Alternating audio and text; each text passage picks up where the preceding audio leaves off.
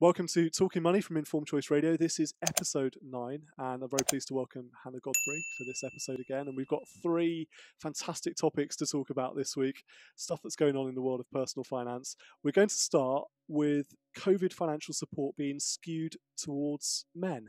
So once again, Hannah, it's unfair. Women are being left out. What's happened? I mean, this once again is just not very surprising. I think every time we read these reports and we have a look at it and we see that inevitably COVID has created inequalities, it always kind of gives you the result that you would expect to happen. But in this particular case, it's a Women and Equalities Committee report, and it has shown that women are being disproportionately hit by coronavirus, and that the government policies just haven't been thought through necessarily in a way that has taken into account that this might be the case.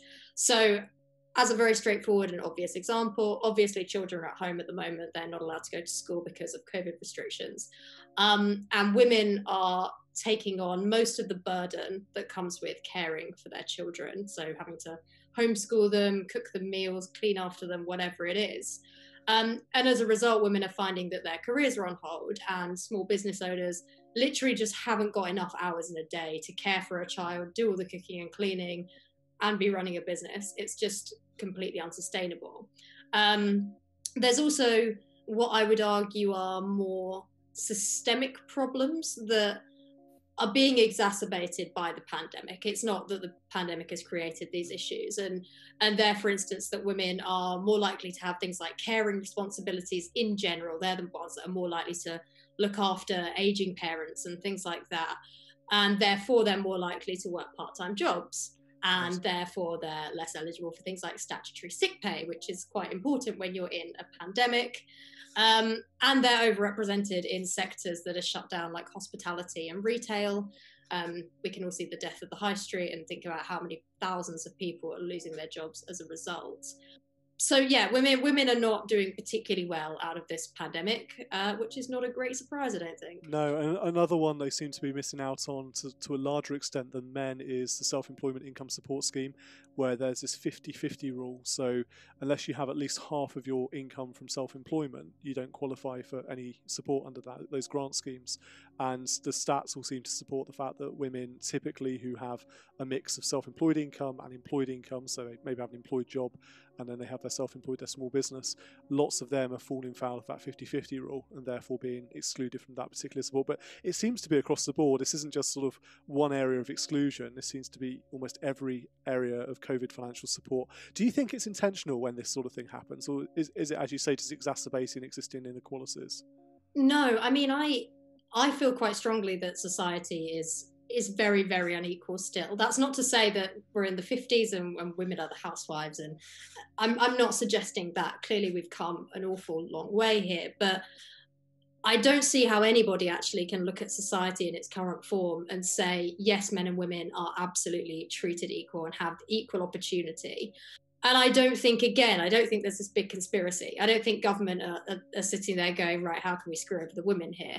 I think it's very simply that women are being shut out of those conversations, which actually I think is a societal thing still. And I think her name's Caroline Noakes, isn't it? Who's head of the Women and Equalities Committee.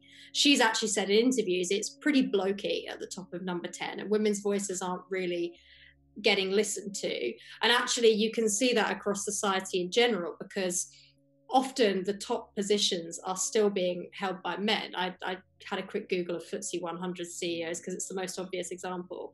There are 5 FTSE 100 CEOs that are women, which is crazy to me. And it seems that women are being very, very successful when they first start their careers. They're performing as well as, and oftentimes actually better than men.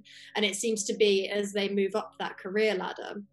And I think it's because things like we don't have sensible parental rules that mean that men and women can take time off in an equal capacity. I think that would be really good, actually, if we gave men more time off when they had children. I think that would take a lot of the pressure off women.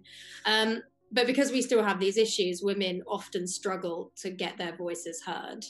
And actually, there's a really, really interesting book called Invisible Women that talks about how since the dawn of society, men have kind of always been the ones making the decisions.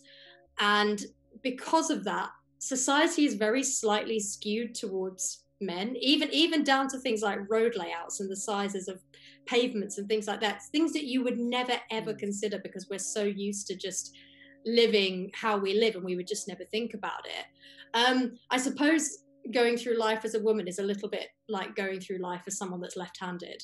It's not an enormous handicap, but it's kind of, things are subtly more difficult, and I'm a left-handed woman, so even I feel this pain. And I suppose it's that small disadvantage which is then over time compounded as well, which is the other thing. Something I think was really positive was this gender pay gap reporting we started to see from larger businesses having to tell the world about their average pay for men and women. But I hadn't realised until I read up for this particular segment that appears to have been suspended for the time being, that gender pay gap reporting. So because of the pandemic, I guess businesses are not able as easily to collate and report that data.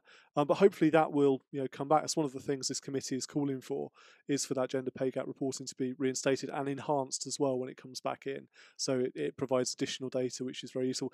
Transparency around all of these things, I guess, can only be helpful the more we know about what's going on out there. And your point about the 5 female CEOs on the FTSE 100, it was only recently, a year or two ago, that there were more men called John holding CEO positions in the FTSE 100 than there were female directors and female CEOs. So it is unequal.